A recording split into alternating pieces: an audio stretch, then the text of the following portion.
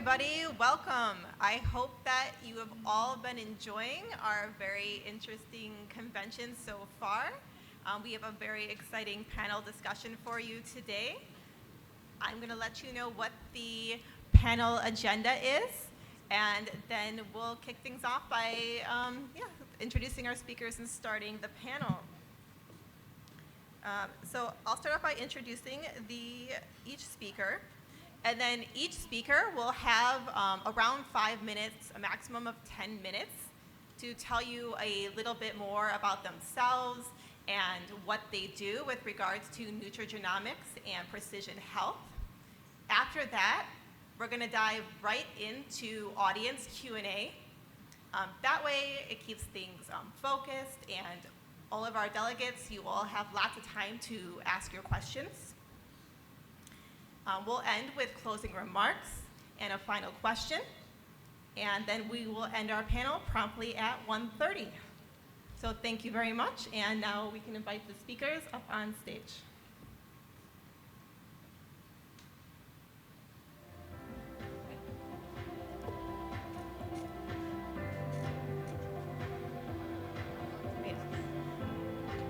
So we have Dr. Anna Hu, Ms. Shivani Narasimhan, and here we go, and Mr. Mahendran Thangarajah. Okay, so thank you very much for being our panelists for today, and we'll start out with our first panelist, Mr. Mahendran Thangarajah. Okay, so go right ahead and tell us a little bit more about what you do with regards to nutrigenomics and precision health. Hello. Can you hear me at the back? Yeah, okay. A very good morning. Thank you very much for inviting me. And basically, I'm a pharmacist. I began my profession way back in 1978. Most of my working life has been in the pharma industry, essentially working in the big pharma companies until I got by accident into this field, and this was way back in 2009 when the so-called anti-aging sector of this whole field was introduced into the country. And from then on, I decided that this should be basically the area in which I should continue working and contributing to society, helping Malaysians, fellow Malaysians. So I'm actually very much into this field now, working with fellow professionals such as Dr. Anna Hu and the rest who are in this field.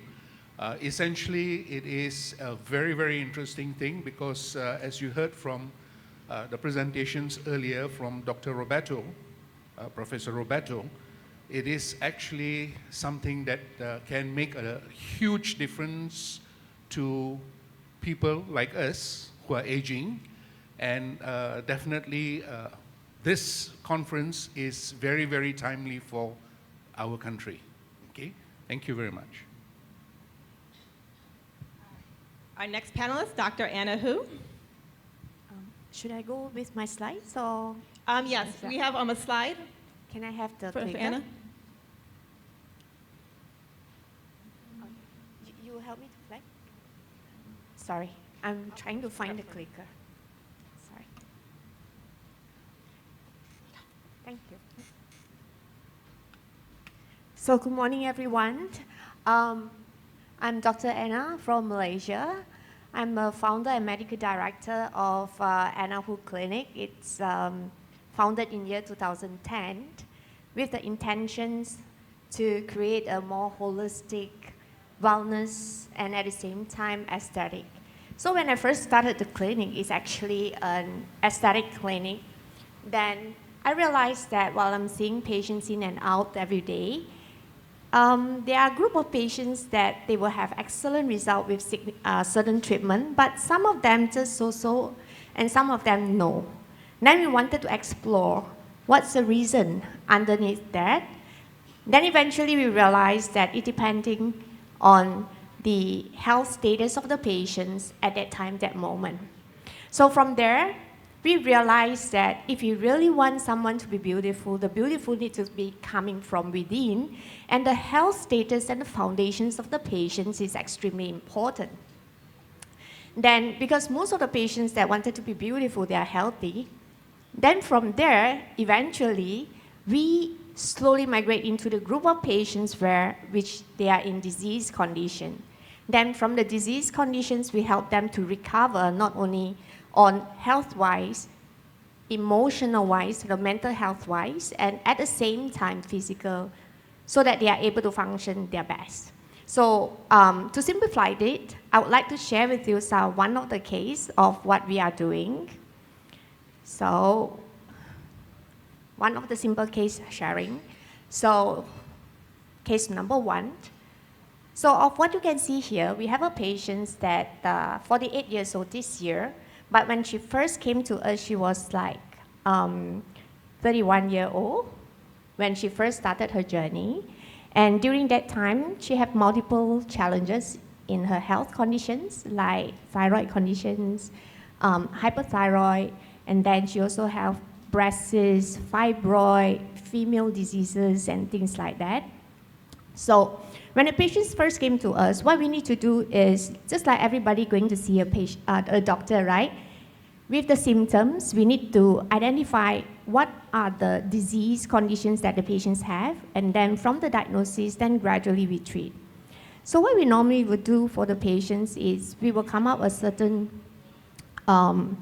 treatment assessment plan for the patients, and some of the assessment which is stated here, as what you can see, we do have the personalized assessment of chronic inflammations, which is induced in the patients, IgG tests, and some bioresonance tests as well, to identify potential cause and what are the nutrition which is insufficient.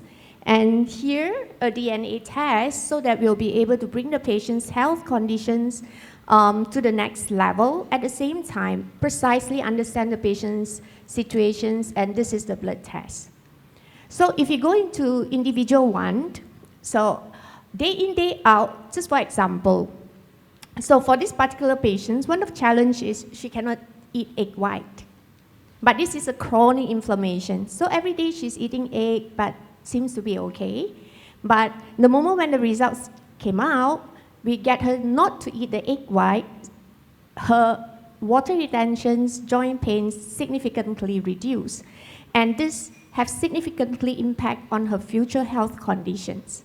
Secondly, like for example, this is bioresonance test, is one of the epigenetic tests. So we'll be able to know at that time, that moment, what are the system support that the patients require. Like for example, adrenal system, and she needs to work hard on the protein synthesis, and then to balance the gut microbiome. Then a DNA test as well of the gene which she inherits from the parents. What are the potential risks that she might have? And then from there, we'll be able to educate the patients bit by bit. So this is the test that from the Prisia, from Dr. Roberto's lab. So the moment when we get the metabolic pathway, we will be able to indicate and to be analyze the patient's health conditions from the metabolic pathway wise, and at the same time, from the emotional perspective wise, and also for longevity wise. So the advice, it will not just simply from disease prevention or disease treatment per se, but we are able to help the patients to be able to foresee in the future what are the potential risks that they might have, and to prevent it by introducing some of the lifestyle adjustment or some of the nutrition adjustment, the right nutrition, which is targeted to the deficiency in gene where she might not be able to metabolize certain things. Then from there, we are able to fine-tune. So usually when we do the blood test, conventionally when patients come to the clinic is, oh, this is my blood test. And this, I have high cholesterol, my sugar level is slightly high. But in reality, what we want is consistently all the parameters to be back to normal. That's eventually our aim. But if we do not incorporate lifestyle, if we do not incorporate nutrition in the nutrition deficiency in your day-to-day diet, it's very challenging. And the next one is just to showcase, if we are able to get the patients into the program, if the patient is committed, as what you can see here, right from the first photo, which is year 2009, and then the last photo, which is year 2018, in the 9 years expansion pack, you will notice the significant improvement, not only on the blood parameter-wise, on the emotional health-wise, and also significantly on appearance-wise. Yeah. So the reason why I put the 2018 is because the 2024 is sitting in front of you. So that's 2009, 9 years later, and this is the real person sitting here. So health is something that we need to put in attention and something that we need to put in effort so that we'll be able to live the type of life that we want, which is full of energy, with mental clarity, without emotional disturbance, and to be able to do whatever things we want. So just to showcase one of the tests which is in the DNA test, which is actually something which impressed me significantly as well, is the telomere test report. So chronologically, the age is 47 when I performed this test. And then now, if you're looking at the biological age-wise is 39.1. So if we put in significant attention in taking care and be responsible of our body, we will be able to achieve better quality life in the sense that we'll be able to preserve the telomere length as well. It's something that maybe everyone supposed to think about, what you're willing to do for your body. With that, I thank you. Thank you very much. Okay, go ahead, Ms. Shivani Narasimhan. Good morning, everyone. And firstly, thank you for being here to each and every one of you.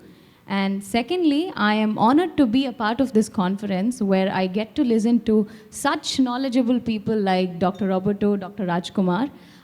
With the initiation of today, I think I've learned a lot already and my goal has been accomplished. Thank you so much, Dr. Roberto and Dr. Rajkumar, for that. And my name is Shivani. So I am an emerging research scientist and I'm blessed with an opportunity to work with Dr. Roberto. We are predominantly a precision medicine company trying to investigate the role of different polymorphisms on different disease conditions.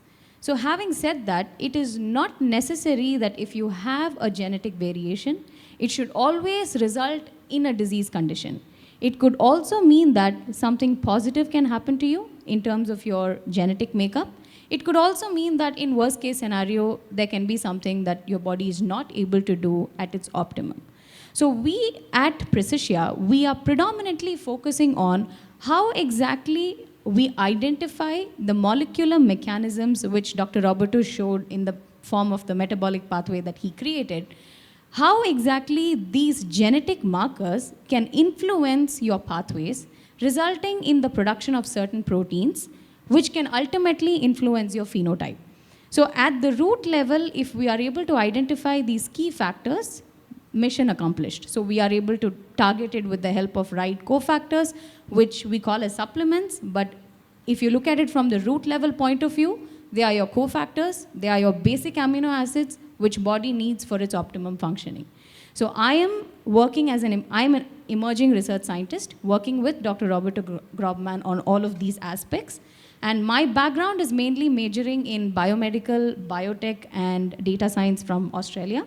And I've currently I'm currently involved in multiple projects where we are exploring the impact of different polymorphisms on different health-related conditions, chronic inflammation being the most significant one amongst all of these conditions. Thank you. Okay, thank you very much. Now, if the audience has any questions, please feel free to ask. Does anybody have any questions for any of our panelists right now? No? Okay, I'll move on to my questions then. My first question is for Shivani. So longevity is a really hot topic right now in 2024. And I understand that you and Dr. Groveman at Precision are doing some really interesting work with regards to longevity. And I was wondering if you could elaborate on that. So the main metabolic pathway that Dr. Roberto went through this morning, it revolves around the concept of longevity, where we are trying to identify specific genetic variations which can result in exacerbating your inflammatory status in the body. At the same time, specific variations that can help protect your body from these free radical damage. Just to give you an example, the pathway that we have, if that can be projected on the screen. Hi, could we project the pathways for Ms. Shivani? Do you have? No. Can you please go to the last slide? Sorry, the second one, sorry. The second one. Yeah. The second one. Yeah. Just to give you an example of Alzheimer's, not to get into the complete depth of it, but we have an important gene called the clusterin gene, and it plays a protective role in clearing these amyloid fibrils, preventing the onset of Alzheimer's. So what we predominantly do is, in the form of metabolic pathway, we list out the variations, the SNPs associated with these variations, and the specific genotype which comes from your whole exome sequenced data. Now, understanding these specific variations, we are able to predict whether you are at a higher risk to develop Alzheimer's, or there are certain genes that's going to protect you from this neurodegenerative condition. And at the same time, on the flip side of it, we also evaluate some specific key markers that can accelerate the tendency due to lowered production of certain important neurotransmitters like acetylcholine, which helps prevent the formation of these fibrils. So this is one snippet of the whole longevity pathway, where we are focusing on specific protective variants to understand how exactly each candidate can be supplemented with the right supplements to enhance the aging process. So this is with respect to Alzheimer's, but we also do the same thing with respect to inflammation, trying to understand the production of interferons, TNF, etc., and how exactly we can supplement you with the right antioxidants or with the right supplements like resveratrol, quercetin that can help maintain your longevity.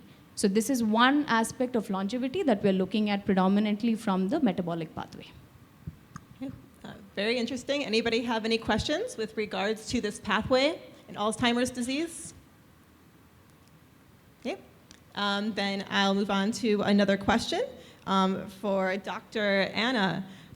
What is the difference between DNA tests compared to other tests, and why are they so important for longevity? So DNA tests, mainly we are checking on the patient's genetic predispositions of potential exposures to the disease that we already known. So when we are doing the DNA test, so of the DNA test, having said that we might have the gene, so the gene might be on or the gene might be off. So I would think that the DNA test is extremely important for every individual. Every individual should have their own DNA test done. So with the DNA test, we'll be able to foresee and then to have prophylactic planning to prevent potential disease from happening, right from assessment from time to time, or we can introduce some nutritions to prevent it from the gene from become activated, or lifestyle adjustment so that we can prevent the disease from being activated as well. Whereas if you compare to other tests like, for example, heavy metal tests or hormonal tests or body normal organ function tests like the simple liver function test or diabetic test or even the red blood cell, the platelet and the white blood cell, this type of blood tests, what it do is actually is telling us our body status at that time, at that moment.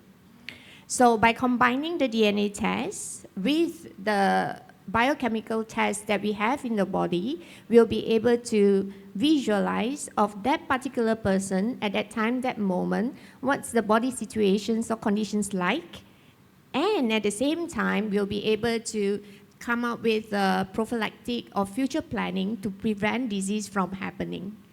So in my personal opinion, this shouldn't be something that being, we shouldn't overlook this, and we shouldn't just pass this right of taking care of the body to whatever possibilities but to be responsible and to take charge of it. Okay, thank you, very interesting. And I know we're a little light on audience questions, but do any of you maybe work in the area of longevity or have clients that are interested in longevity that have any comments or anything they'd like to say in this particular area? It looks like we have a nope, okay. Yes.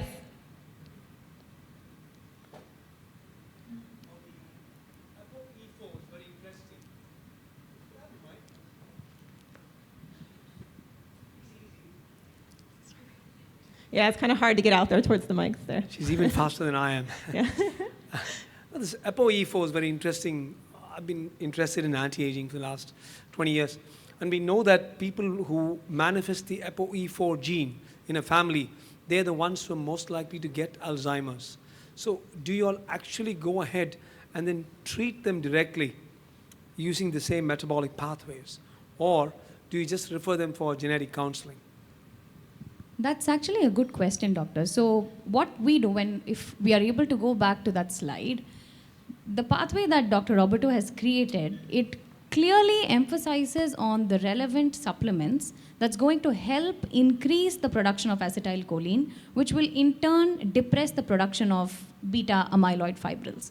So when we look at the specific variation combination, E2 being protective, E3 being normal, and E4 being the risky one, if a candidate has E4, and say the candidate is in early 40s or early 50s, we do from our end, when we give them the protocol, we try to maximize the supplements that we have mentioned in the pathway, like huperzine or citicoline. So these are some of the supplements that's already coming along with the metabolic pathway, which will aid in that support.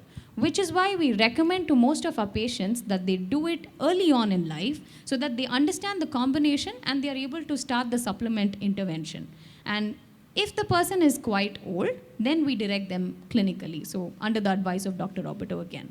So at the moment when we look at the pathway, we look at all of these variations that's mentioned on the left-hand side. We understand where the person lies, and accordingly, it's mentioned there we can advise them vitamin E or omega-3, for example, that comes along with the supplement protocol. So this is meticulously designed in order to enable the efficacy of supplements before we get them into the clinical procedures, for example. All right, that's great because we will talk about supplements next. Yeah, and it's so interesting, right? Because we need all this information so then practitioners like Dr. Anna can really help clients live longer, because we all want to increase our health span, not just longevity, right? Because it'd be great to live to be 90, but we don't want to stop feeling well or, have something like Alzheimer's, at 70, right? So this is why this is so important. And next, as Shivani ended there on supplements, we will go to Mr. Mahendran. Jessica, maybe I can add a little bit. Oh yeah, go ahead. Yeah. So for Alzheimer's disease, so when we are talking about the DNA test, right? Usually DNA tests will be only performed if you wanted to know whether that particular patient, which is already symptomatic, is genetically predisposed to it or not. But what the DNA test will be able to further assist is the the offspring of that particular patient or the children of that particular patient, if they can get the DNA test done, it will prevent future potential disease from happening. And then when a patient's already in Alzheimer conditions, not only genetic predisposition, which is potential one of the cause for the Alzheimer, the other potential cause for Alzheimer, it could be heavy metal toxicity or nutritional deficiency or some inflammations-induced conditions. And it's the physician's task basically to do the full thorough assessment, identify the potential reason or the real reason, the root cause of the disease itself, and then to eliminate it so that they can go back to the baseline. Yeah. Yeah, thank you very much. Yeah, the root cause of what's causing our health issues is so important. Okay, Mr. Mahendran, a question for you. Once our genetic profile is obtained, will it be possible for that person to source all the relevant nutritional supplements from a compounding pharmacy, or will it also be available in a retail pharmacy? That's a very interesting question. To put things in perspective, let me just, how many of you are aware of what a compounding pharmacy is? Could you just raise your hands so that, that's 1, 2, 3, only 3? Aside from Dr. Anna here. Okay, well, essentially, let me just give you the background, okay, before I answer that question. Actually, as a professional pharmacist, all of us were taught to do compounding, okay? That's a requirement. And what's compounding? To put it very simplistically, compounding is just putting things together, okay, as a preparation to be given to the patient, okay? So when the profession started off, this was what all pharmacists were taught to do. Unfortunately, this case, although I did the compounding in campus as an undergraduate, when I became a professional, never did any compounding, okay? And are there any pharmacists in the audience? 1, 2? Okay. If you're attached to, let's say, a hospital, then you are fortunate because you would be doing some form of compounding. It may be basic compounding, such as, for example, preparing a solid preparation into a liquid, converting a solid preparation into a liquid preparation, such as a syrup for a child patient. So that's basic compounding. But when it comes to actually the professional job, unfortunately, after World War I, all pharmacists became, and me included, became actually pharmacists attached to a big factory, okay? As I mentioned in the introduction, I've been a pharmacist since 1978, but then being in the professional field, I was actually the medical director of 2 pharma companies. Nothing great about it because that means making sure that whatever we do as a pharma company is within the confines of the law. And as I mentioned to you, it was only in 2009 that I got accidentally involved in this field. At that time, it was known as anti-aging medicine, but today it is known specifically as functional and integrative medicine. And after that exposure, okay, I'm very inclined towards this field of compounding pharmacy operations, and I try to convince more pharmacists to join this field to do and contribute towards society, okay? Now to answer the question that has been put forward to me, there is a difference between what retail pharmacies are and what compounding pharmacies are. Retail pharmacies, as I'm sure all of you have been to a retail pharmacy, when you walk into that establishment, you'll find all kinds of things, medicines, supplements, and so on and so forth, on shelves. But when you walk into a compounding pharmacy, you will not find any of those things being displayed, okay? So all of you are welcome to Aurelie Pharma, where you will find nothing but just people working around. Okay, so that's essentially what we do. Based on a prescription that we get from the medical professional, we go about doing the preparation. Okay, that's what a compounding pharmacy does. It acts on prescriptions received, and then it's customized preparations for that particular patient. Okay. So to cut long story short, if you look at, for example, let's say Panadol. I'm sure everybody knows Panadol. If you walk into a pharmacy, you will find 500 mg Panadol. And if that 500 mg Panadol doesn't work for you, you would take 2 tablets, which is 1000 mg. Okay? Fortunate for all of us, because if you take Panadol, paracetamol is not a very safe drug either. Okay, so you can be predisposed if your genetic predisposition is there. You can also be having an adverse reaction to taking 2 tablets. And that was why the industry came up with 650 mg. So now you have either 500 mg or 650 mg. Now, if you look at the whole industry as such, pharma companies can only do limited number of preparations. So in other words, they fit what is known as one dose fits all of you. So I come up with 500 mg, I make a 500 mg tablet or a 650 mg tablet, and I give it to all of you. One dose fits all. But in compounding operations, it is customized to your needs. So if the doctor feels that you only need 350 mg, we'll do a 350 mg. And if you need 650 you can buy from pharmacy, so no point coming to a compounding pharmacy, okay? But if you need 800 mg, we can do 800 mg for you. So that's the difference between a compounding pharmacy and retail pharmacies. I hope that's answered the question.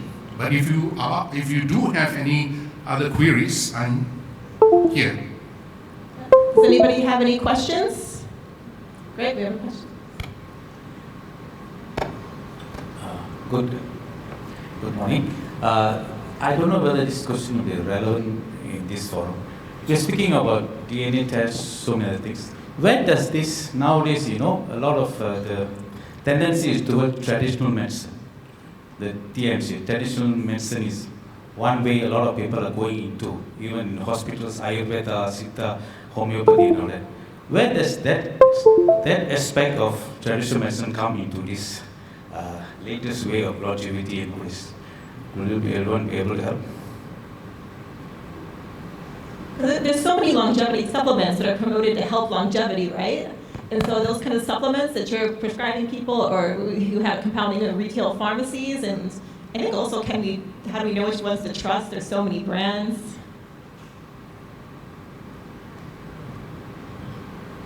So with respect to the company or the branding, etc., I think it's more than the company, more than the branding. This is definitely my point of view. It depends on the mix or the amalgamation of different ingredients to target a specific condition. So how exactly your body's mechanisms are working, like just to give you an example, when we consider the entire methylation cycle, the multiple different cycles that help produce different amino acids, different activated compounds in the body, one remarkable cycle which is the transsulfuration cycle. Now, glutathione is an antioxidant that's prescribed for the sake of combating the effects of inflammation or free radical damage, etc. But now, if the transsulfuration cycle works well, you automatically produce glutathione in the right amounts, so you wouldn't need an external supplement, which can in turn cause a burden in the body. So how much of it do you need if you're not battling through any chronic inflammatory condition like cancer or endometriosis? So it really comes down to the practitioner. It also comes down to the mix of ingredients chosen and also the sourcing. So whether it's a synthetic source or whether it's a natural source that it's derived from. So these are all the factors that can make up a brand in itself. So it's my opinion that it's not entirely dependent on the name of the brand, but rather the wise choice of ingredients and the source from where it comes that helps encapsulate those components into a drug. So this is my point of view. Right, because like in Ayurveda medicine, homeopathy, a lot of these types of supplements are used, but without the DNA test, it can be really hard, like you point out, to know, like, do you need glutathione for detoxification? Are you already making enough of it? Yeah, so that's an excellent point. Does that answer your question, or is that what kind of the answer you're looking for? Yeah. Okay. No. So maybe allow me to try. Okay. So I'm working in a clinical field, and then we are seeing many patients that coming in and out. And most of the patients, they are not only seeing one doctor.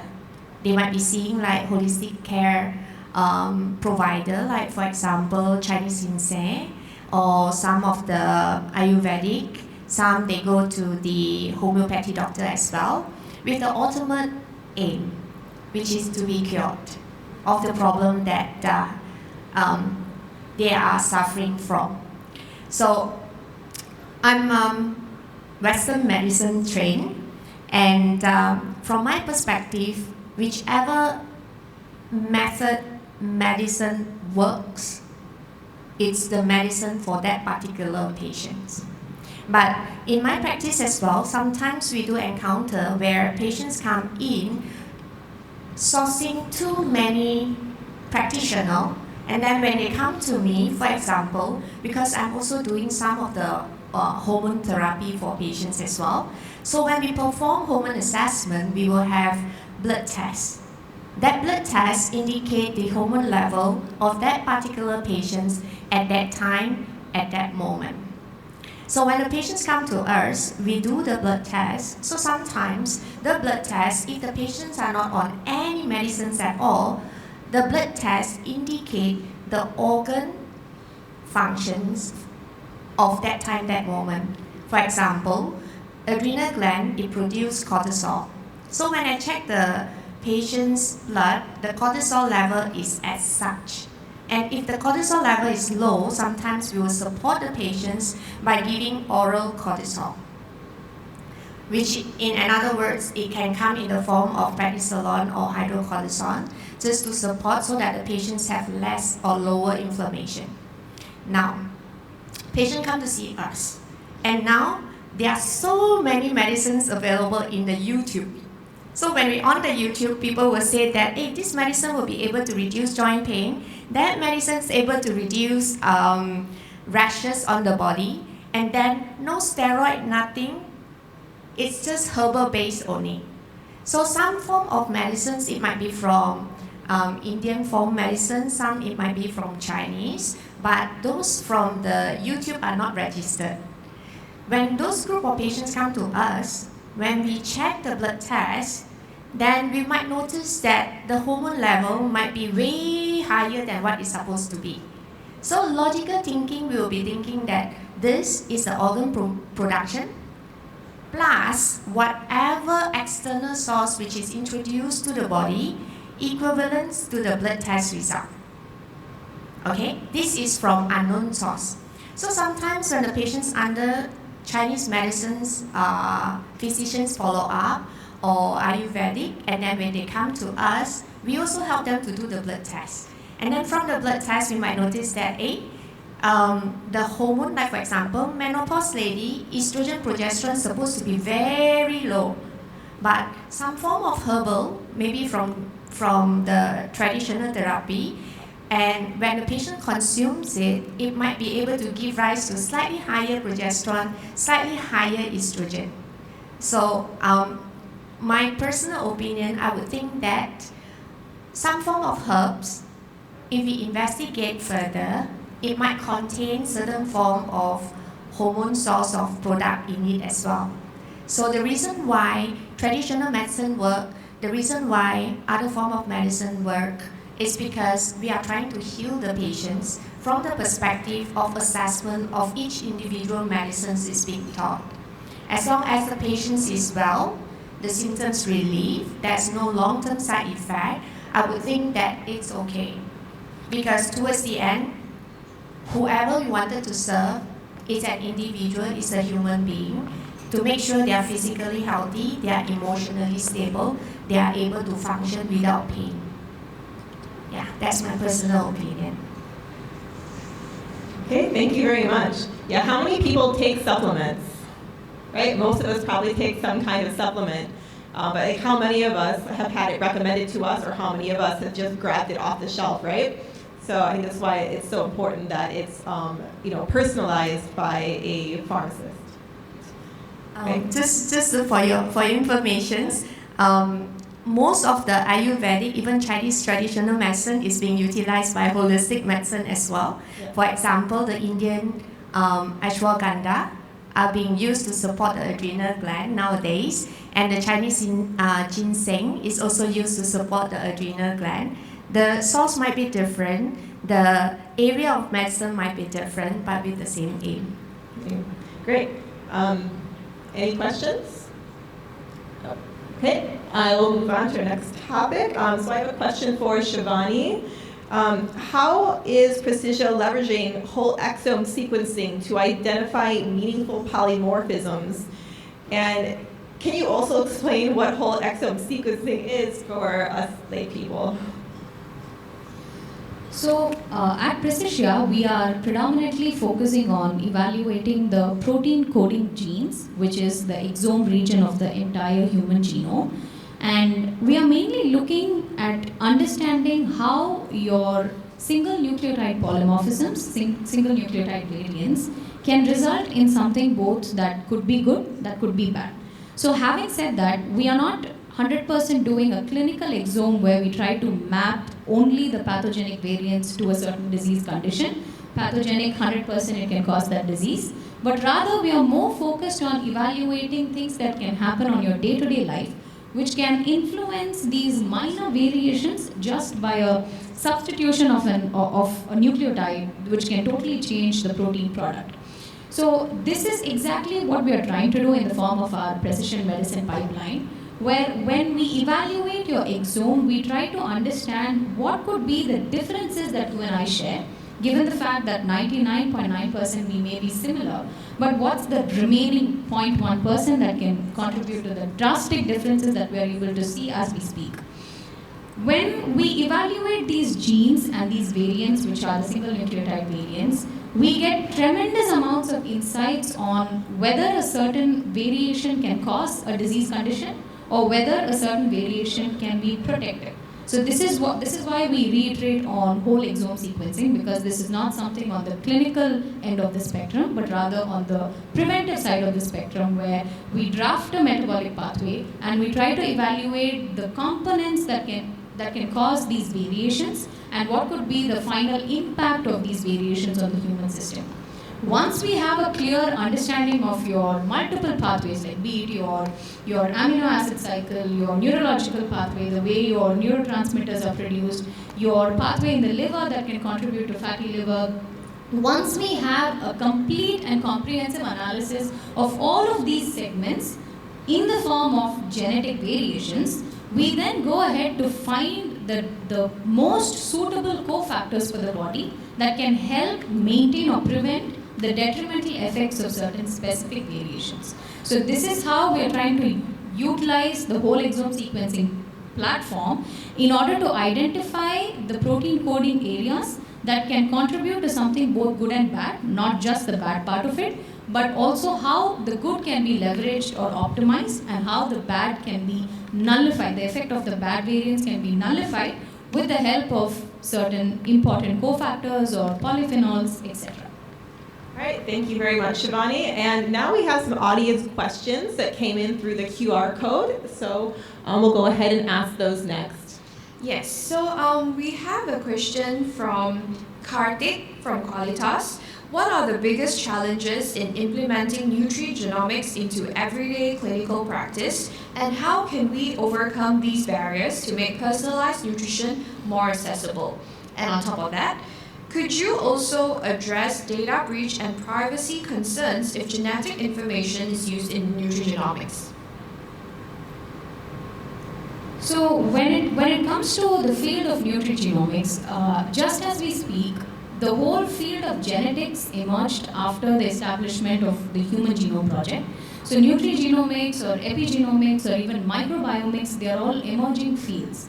And with respect to nutrigenomics, like from the conventional side where we have always used, for example, drugs and chemical components in order to target a disease condition, to completely transforming into nutrition and diet therapy in order to target the same condition.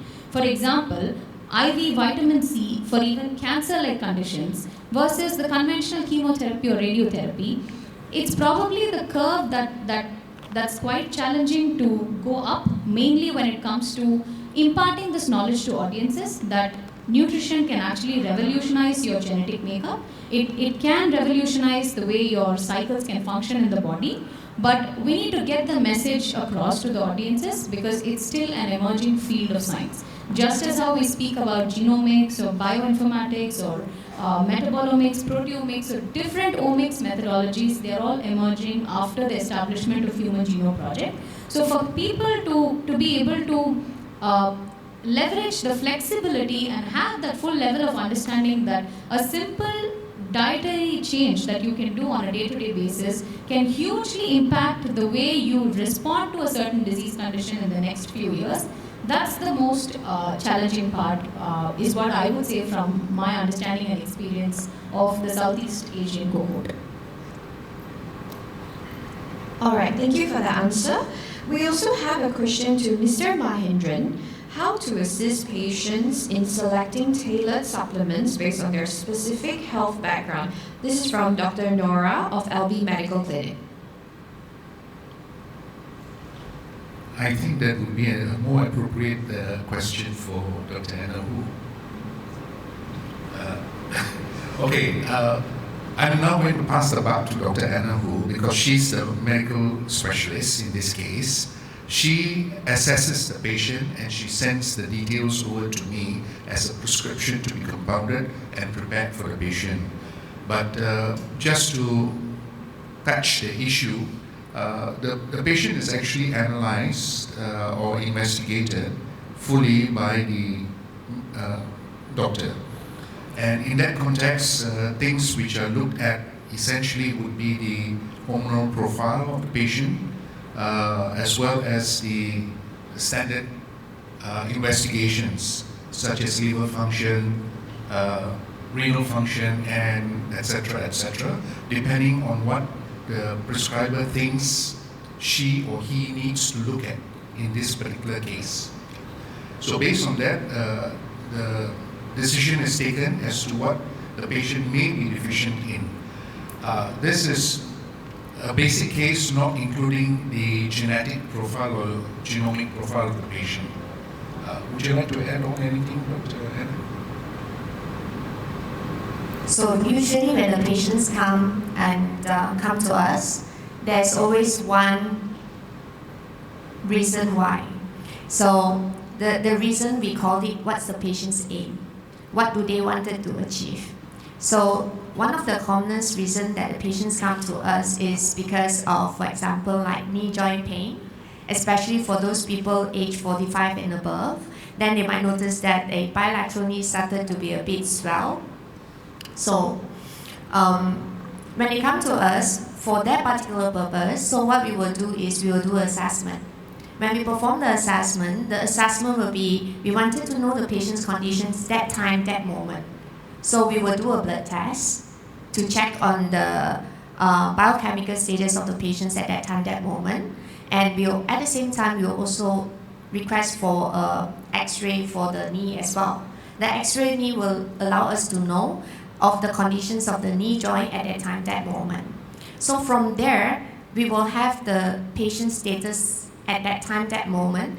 Treatment options will be how to reduce the pain, how to reduce swelling, and how to prevent the future things from happening, future worsening of the joint pain from happening again. So that's segment number one. If the patient is a bit more demanding or they wanted slightly more detail, Then we will go into the second phase, which is to identify what is the root cause of the situation, what leading to the knee joint pain. So we will do further assessment, for example, heavy metal tests, chronic inflammation tests, and then some of the leaky gut tests, which also can lead to chronic inflammations. Of all the tests done, then we have two levels of result from the patients. One, current status. Second, potential cause. And then the third one, it will be the DNA test. From the DNA test, we will know whether the patient is genetically predisposed or not, and what are the marker in the DNA which is malfunction, which allow the patient's body cannot handle inflammation. So by understanding of that, from that perspective, of a DNA genetic perspective, we kind of like curate the treatment program for the patient. So sometimes the patients will have to take like maybe whole handful of supplements at one go. But what we will tell the patients is this supplement is to treat the current conditions, to bring the pain down. Second supplement is to overcome the inflammation. The third group of supplement is actually to prevent it from happening or to overcome the genetic challenges, like what what Shivani shared with us, that maybe the patients need some curcumin or need some quercetin to allow the inflammations in the body to reduce, and sometimes the patient might need antioxidants as well. With all those list of supplements on hand, from there we will have to decide which one is important, which have to prioritize what is the important one and what's the least important, and what the patients want. Discuss with them, let them take the lead of what they can afford, because affordability is also another challenge for the patient. Then from there, we come up the list, and then we will send the list to Mahendran. If I may add on to the question that was asked, yes, we do get patients calling us occasionally to ask if they could purchase something. And the first question we ask, normally when they call, it will be directed to me as the pharmacist. And the first question I'll ask is, are you being seen by a doctor? If the answer is yes, who is your doctor, and can you go back to him or her so that there is consistent follow-up? Because as you just heard from Dr. Anna, the whole process actually is a very in-depth process of questioning the patient so as to ascertain his or her status, medical status that is. So if a patient comes to me and tells me, okay, Dr. Anna has actually prescribed this for me, is it possible for me to purchase directly from you? Then I'll ask, why don't you get it from Dr. Anna? Because then she's supervising you. But if the patient comes and says, I've got no medical practitioner that I'm looking at, but I understand from your website you have got all these things, then it is my decision, it can be my decision, if it is a non-scheduled item. Here I'm talking about the law now, okay? So if it's a non-scheduled item, it means all these supplements that we are talking about, food supplements, including whatever that's used in what you call Chinese medicine, or even in Indian medicine, okay, like ashwagandha, for example, they can be prescribed by me as the pharmacist. But then I have to write the prescription up. But if the patient comes and says, I have this medical condition and I know that this medical condition is attributable to, for example, in a male, low testosterone, or in a female, low progesterone, estrogen, I can only advise the patient to go and see a medical practitioner, because by regulatory perspectives, I cannot dispense that to the patient. So that's where I draw the line. Thank you. Thank you, very interesting. Any further questions? We have several questions. The next one would be from Dr. Zua Kamal, Hospital Tuanku Jafar Surban. What is the way forward in ensuring precision health is accessible to everyone in our population? Any good examples or practices in other countries? Thank you. So when it comes to precision health, at the moment we are expanding in the entire Southeast Asian domain, and we have already been extensively working in different branches in the US and even in the UAE. In terms of affordability, there's one thing that I'd like to emphasize, because as you see, the whole concept or the technology behind the concept of precision medicine itself is emerging. But given to that, after the establishment of Human Genome Project, the cost of genetic sequencing has plummeted to a very, very large extent. So this itself is a significant or a remarkable change that we have seen with time, where there's been a price drop in terms of the sequencing of your genetic makeup ever since the establishment of the Human Genome Project.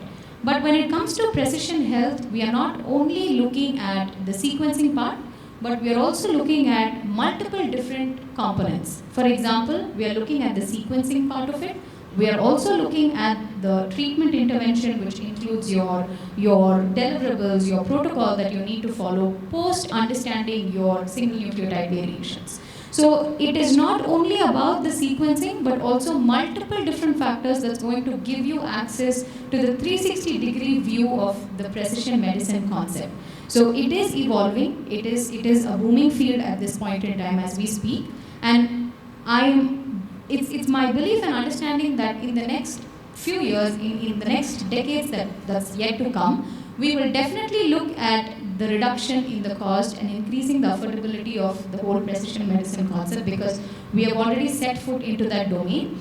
But given the fact that it is still an emerging field, there is a little bit of leeway when it comes to leveraging the costing or affordability to multiple different groups. But that's a constant evolution of the technology, evolution of medical practitioners, evolution of understanding the genetics behind it, because these days, the more people we meet, we understand that there's a significant gap in understanding the underlying concepts of genetics to leverage the whole precision medicine technology. So there's a lot of investment that goes even in that domain. So, but my understanding is in the next few years, we will definitely see a sharp reduction. But as of now, I could only say that it's an evolving field, which is still having to go through its process of evolution with time.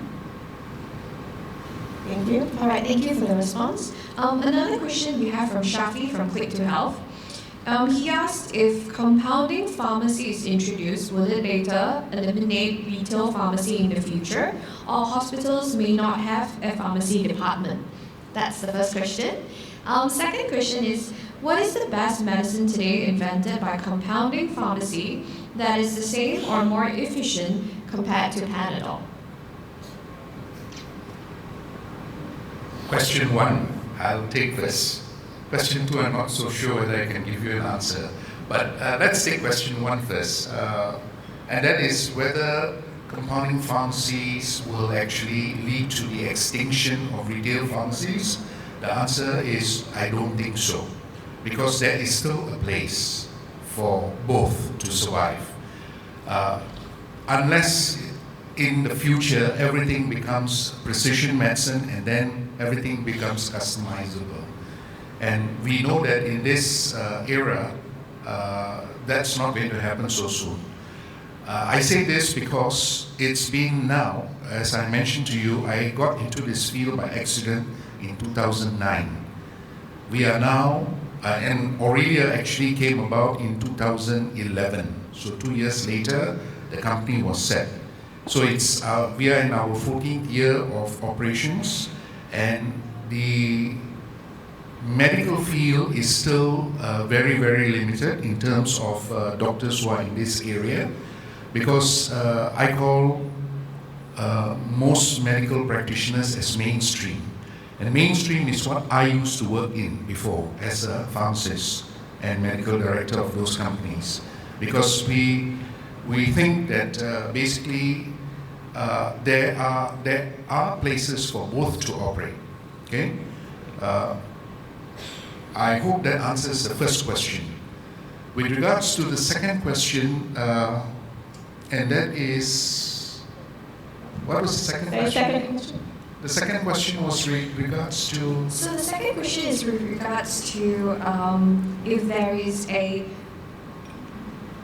best medicine today invented by compounding pharmacy that is the same or more efficient compared to Panadol. Okay, so whether there's going to be a replacement for paracetamol or Panadol, Panadol is the brand name, paracetamol is the generic name.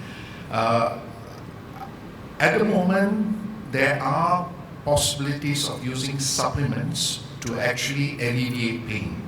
Okay, we have supplements that can be used to alleviate pain. The difference between supplements and drugs is drugs are actually artificial. Okay, I think it may be.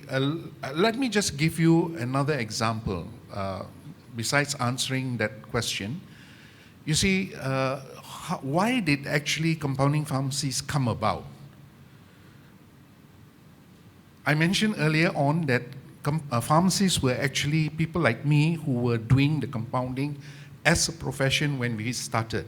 But after World War I, essentially it led to the death of compounding pharmacy operations.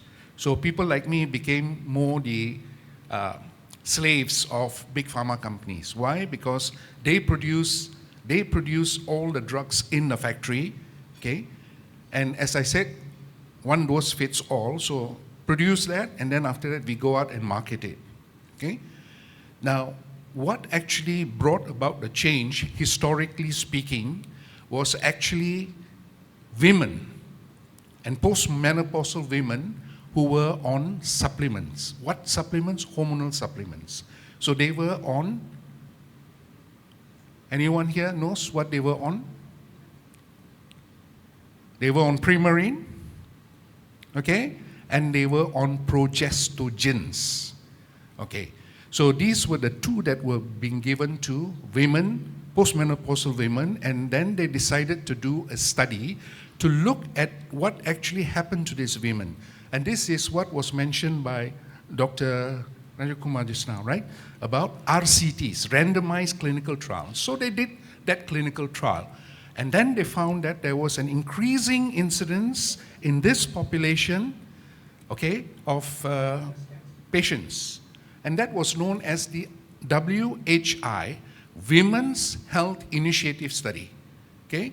Started off in 2009, about the time I was getting into this field, and it was actually brought up by the French investigators, a subgroup, who in 2010, but nothing happened until about 9 years later when it was actually published widely, when they found an increasing trend in women, such women who were on the replacement therapy.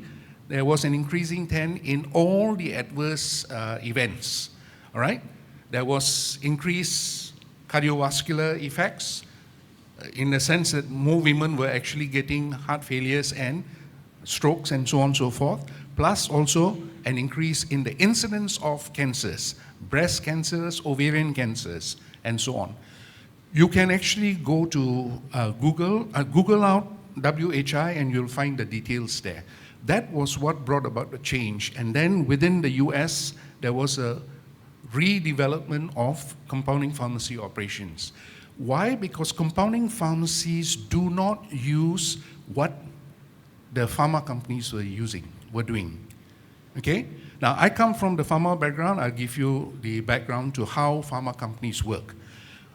In the pharma industry, we have to do one thing. I'm no longer that we anymore. But when I was in the pharma industry has to do one thing, and that is to patent. Once the company patents the product, it can actually sell that product for a total of 22 years by international law. That means nobody can copy it. It's only after the patent expiry that all the others like you can manufacture it. Okay? So you have a generic version. But what God has given, no man can make asunder.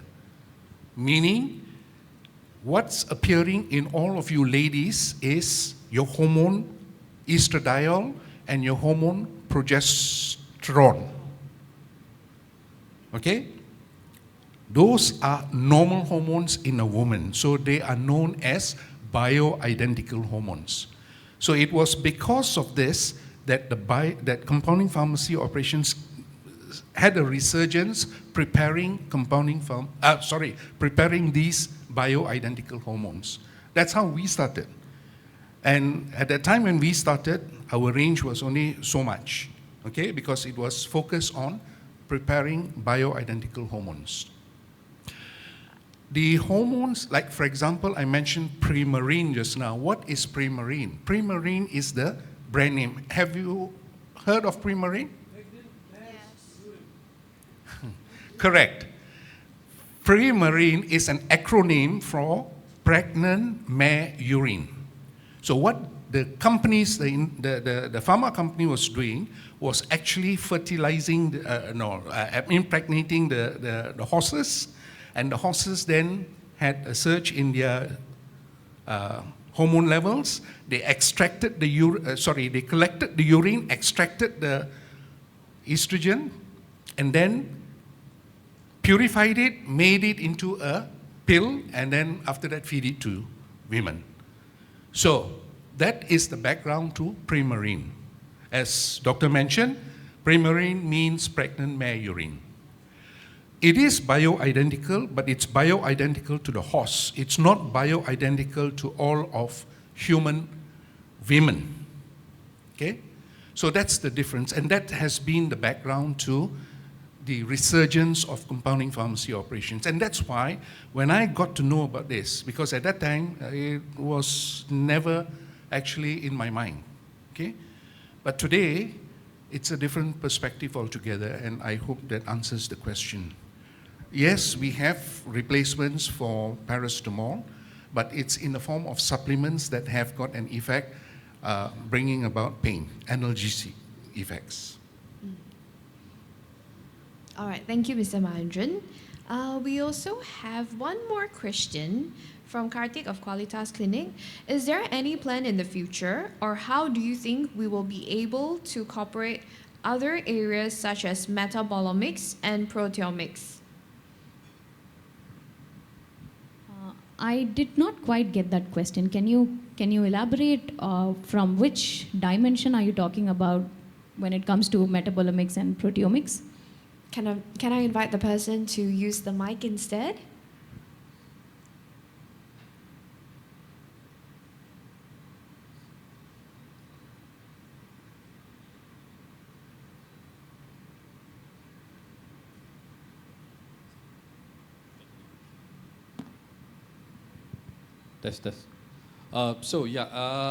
When we are talking about metabolomics in the sense like how there are studies on how it's being digested and all, right? So there are also proteomics. So how we going to incorporate nutrigenomics, metabolics, and also proteomics into this? Technically, if you look at the metabolic pathway that we have, it in itself gives us lots of insights on the proteomics and the metabolomics part as well, because we are not only focused on looking at the genes, but at the end of the day, how much of the impact of having a specific variation can impede the production of certain important amino acids or important metabolites in the body. So technically, if you see, it's an integration or an interplay between genetics, proteomics, metabolomics, and microbiomics as well, because we include even insights from the microbiome, the way in which your genetics can influence the survival efficiency of certain specific strains like your bifidobacterium or your H. pylori, for example. So I would say, in my understanding, it's already an integration there, but the main challenge comes to quantification, because unless we understand the gene expression, the real-time gene expression, we wouldn't be able to understand how much of it you're actually converting and how much of it are you going to see on the phenotype. And so when it comes to looking at it from the whole genomics dimension or the metabolomics dimension, we are already there, but the main challenge comes down to quantification of how much of functionally producing enzymes that you have, which can result in the breakdown products that can be your metabolite or that can be your amino acids, for example. All right, thank you for the response. We also have a question from Dr. Irma from Monash University, and she addressed the question either to Dr. Anna or Mr. Mahendran. It's a question about clinical and drug treatment. How doctors and pharmacists do dose adjustment for drug treatment based on genetic profile?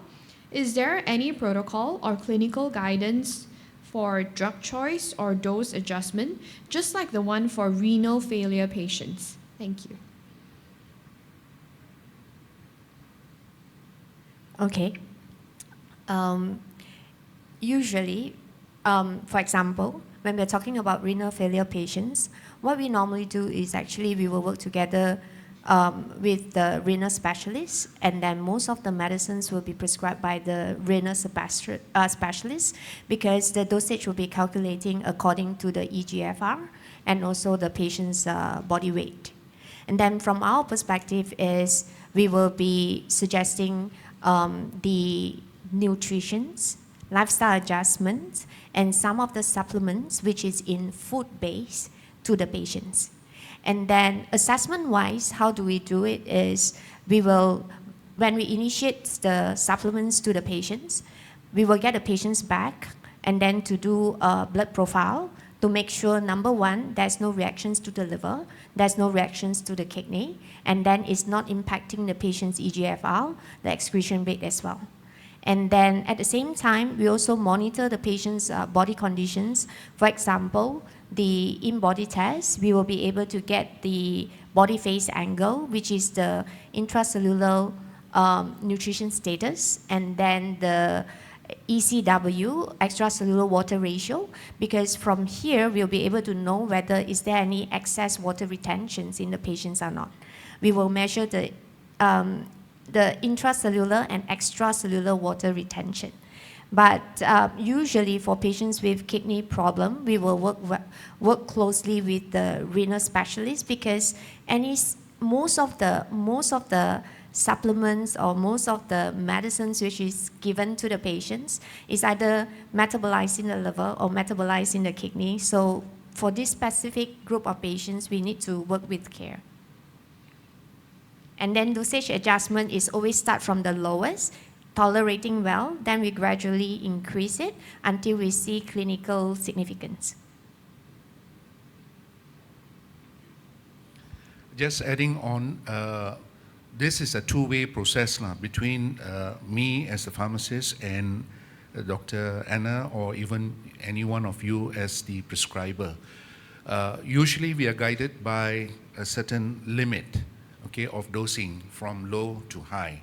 And if anything exceeds the high, this is just adding on to what Dr. Anna has already mentioned. If she feels that there is a need to increase, for instance, progesterone generally is about 200 milligrams daily dose for a postmenopausal woman. But if in the event that she happens to be perimenopausal, meaning she still has her menses, and the dose at 200 is still not adequate for her, the prescriber may increase it to 250 mg. And the moment that happens, the prescription is always reverted to me, and we are in a discussion, the prescriber and myself, to ascertain if this is actually okay for the patient. So in other words, this is what is known as pharmacovigilance, or taking into consideration the safety aspects. And this is why it is very important, as I mentioned to you earlier on, that all patients must be seen by their doctor, because the doctor needs to assess the patient. Kalau tidak nanti susah lah, you know. And this is basically what the Ministry of Health has actually informed all compounding pharmacies. Do not experiment, because at the moment, if you are prescribing a drug, that drug is already a registered drug. And a registered drug is one that goes through a regulatory process approved by the DCA, the Drug Control Authority, which is equivalent to the FDA in the States. So every country has got this regulatory agency. They do all the assessments, and then they approve the drug to be used within the defined doses. Whereas in the case of compounding pharmacy operations, at the moment, there is no such observation or guidance by the Ministry of Health, which is why they recently called us for a session. All compounding pharmacies get together, and we were informed by the Director of Enforcement that it is now that they are going to oversee our operations. And one of the things that they said is, if you have any doses, you would need to, whatever the doses that you're doing in your normal practice, you have to submit it to them for clearance. And then immediately our response, all the compounding pharmacists said, sir, if you're going to do that, then we need to have the defined period of you getting back to us with the approval or disapproval. Because, as we explained to them, and since they were not into this field, when it comes to dose adjustments, it is actually tailor-made for the patient. So yes, 250 may be too high for you, but it is okay for another patient, okay? So that is the importance of actually having a close monitoring of the patient. Thank you. Thank you both. I have a question from City of Genobite addressed to Ms. Shivani. What is the common genetic snippets in transsulfuration pathway you mentioned earlier that had a clinical significance in patients who produce endogenous glutathione, especially in patients with chronic inflammation or in severe oxidative stress? So when it comes to the transsulfuration pathway, we are looking at it from the first step, which is the homocysteine, to the production of your cystathione, which then ultimately produces three important components, which is your taurine, your cysteine, and the sulfite. So sulfite then goes downstream and then does the whole sulfation process, which helps detoxify your DR, your estrogens, which helps maintain anxiety, many of the downstream effects associated with the sulfation pathway. So in this whole process, if you would ask me to list out the SNPs or the variants, the numbers, it's not on top of my mind at the moment, but the pathway itself entails multiple amino acids, multiple enzymes like your CBS gene, that's one remarkable gene, and the variations associated with that particular gene, the variations associated with the production of your taurine, of your sulfite, of your glutathione. So these are all the variations we are covering when it comes to the transsulfuration pathway itself, right from the homocysteine till the downstream three different processes or three different products. So this will then in turn help us determine how much of taurine would a person would need, how much of glutathione a person would need, or whether the person needs more of sulfur-rich food items, or are they more sensitive to sulfur if they do not have the right levels of production of sulfur or the sulfation pathway, or the methionine production is compromised in a certain way, which is your biogenic sulfur-containing amino acid. So the numbers or the SNPs associated with the entire pathway is not something I remember on top of my mind, but technically we cover all of these single nucleotide variants that's involved in the entire process which I just described. Thank you, Ms. Shivani. The next question we have is from Chong from 70 Healthcare. How much does the DNA test cost for patients? In terms of the costing, I am not the right person to be speaking on the costing side because I'm more to do with the scientific part of it, not the commercials. So I would really suggest speaking to either Dr. Roberto or Genobyte's head, which is Mohan, and to get some insights on the costing part of it because I'm not well versed in that subject. I can share from a perspective of a clinic that offering genetic tests. So generally, the test will cost from 3,000 plus to 15 to 20,000 ringgit, depending on what type of test that the patients wanted to do. And in the market, generally, you will be able to have access to simple DNA tests, which is cost around like 1,000, 1,200, 1,500. But I would usually propose the patients to do a more comprehensive one, because the comprehensive one you'll be able to get to know in a bit more detail. And But the most important thing is because I realize many patients have the budget to pay for the DNA test. The key successful point is not just to pay and get it done, is to pay and get it done and then look at it again and again and again. Because when the result is ready, the result is this thick, maybe three, four stacks of the test, specific in maybe onco, in nutrition or general well-being. So for us to give a proper consultations to a patient, for the simplest women health panel, generally it will take about 2 to 3 hours. That also covers superficial. So the key successful point to be able to utilize the DNA test is, number one, understand the superficial, then go in depth one step further and target at the area that the patient's having challenges in life. For example, maybe the metabolic pathway or maybe the Alzheimer pathway if the patients have Alzheimer challenges. And then from there, then work it out. And then when one area is solved, then we work to the other area. So it's a process and it's a journey of getting to know yourself, your own DNA in depth. It's just not about the result. It's the actions taken after that. Thank you.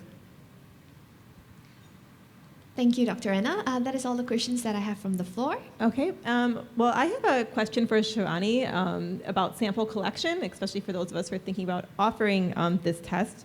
How is Precision using a buccal swab to perform a microbiome analysis against conventional microbiome tests today? That is something which is quite different in terms of our working principle. So the conventional microbiome tests that we have, testing the stool samples to identify the realistic population that's present at that point of time, it's very important to highlight the fact that it's highly variable because there are colonies of bacteria that's growing and it can thrive in multiple conditions. It can reduce in number or concentration due to other conditions. So it's never something that's stable where you can say that using these conventional methods, you do a testing for your microbiome and you say, this is what you will have for the rest of your life. So at Precisia, what we are doing, which is more permanent, which is more predictive in terms of understanding your population that would thrive in your gut in the long run, we identify key genes, just to give you an example of one remarkable gene, which is the FUT2. And this particular gene encodes an enzyme, and this enzyme has two different status, which is the secretor and the non-secretor status. In simple terms, it helps produce certain structures, the glycan structures, and some bacterium can thrive on the consumption of these glycan structures, which will ultimately determine the efficiency of growth for certain population, and which will ultimately determine the possibilities of having inflammatory conditions in the long run. So to give you a specific example, FUT2, a certain variation of FUT2 in the gut can help the survival of a normal bacteria which is normally present in all of the population, Helicobacter pylori, but a certain variation, a homozygous variation, can double the concentration of Helicobacter pylori, which is predetermined by the secretor type, which is again coming from the FUT2 gene.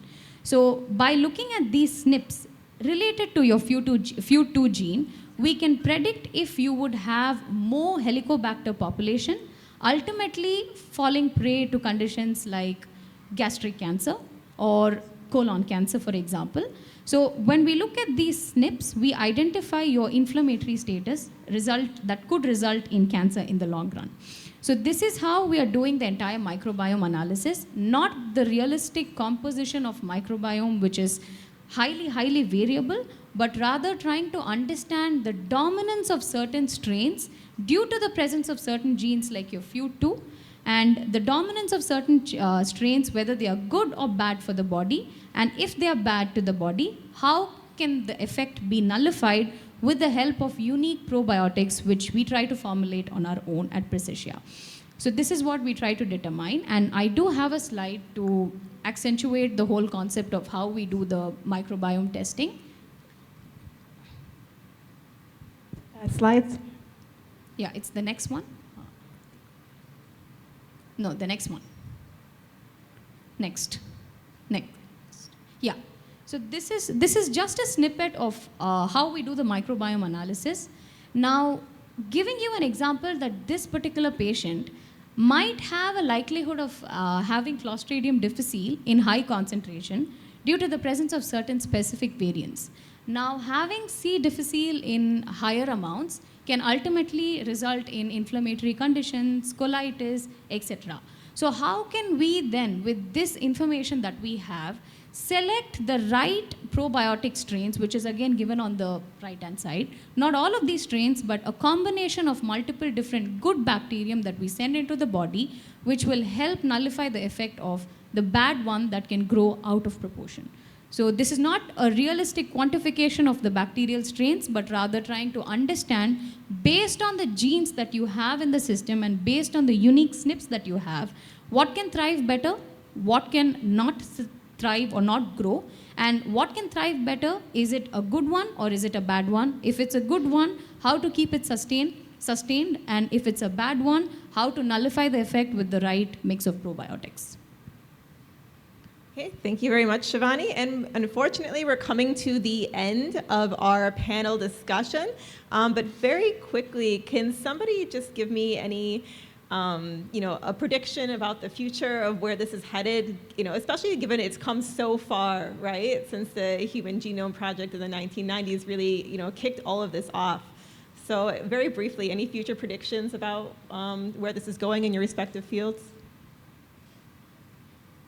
I'd like to take an insight from the latest research that Dr. Roberto and I have been working on, which is the direct correlation between epigenetics and aging. So we have multiple different supplements or formulations that focuses on how to stop aging. But the one thing that might pick up pace in the next few years, or it's already doing its job, picking up its pace at this moment as we speak, is the concept of epigenetics and how your exposome, which is the external factors that encompasses the way your epigenome is going to react to multiple different components. So your exposome is what you're exposed to in terms of your diet, in terms of your stress, in terms of your sleep, the simple things that you do on a daily basis, which has a potent effect on your epigenetic enzymes, and that can ultimately dictate what part of genes can get exposed to expression and what part of your genes shouldn't be expressing itself. And if there are going to be some inflammatory genes that's exposed to expression, then naturally your aging cycles can deteriorate. You might age faster. So how, with the help or advent of epigenetics, specifically focusing on remarkable dietary components like green tea polyphenols, EGCG, which Dr. Roberto went through in the morning lecture, specific components, dietary components, how can it help stop aging due to through its impactful influence on the epigenetic enzymes. So this is one field I see pick up a lot of pace because it's something that's state of the art, and at the same time it's something that all of us in some capacity would strive to achieve. That is a healthy aging. By aging, I don't just mean not having wrinkles or not having eye bags, etc., but I mean holistic aging, where you're free and proofed from disease conditions, like especially the non-communicable disease conditions that Dr. Rajkumar mentioned this morning, that usually exacerbates with aging, and that's highly to do with the way your genes are expressed, and the bad genes are exposed with the help of with the trigger coming from your exposome. So this is one field I see is definitely going to pick up, is definitely going to grow in terms of the response that we are going to get from audience, influence of epigenetics on aging. Okay, thank you so much. Any other closing comments? No? 3 minutes? Okay. So that concludes our panel discussion for today. I hope everyone had the opportunity to get their questions asked. If not, feel free to approach our panelists later on throughout the conference. And yeah, I hope you enjoyed our first panel. Thank you very much.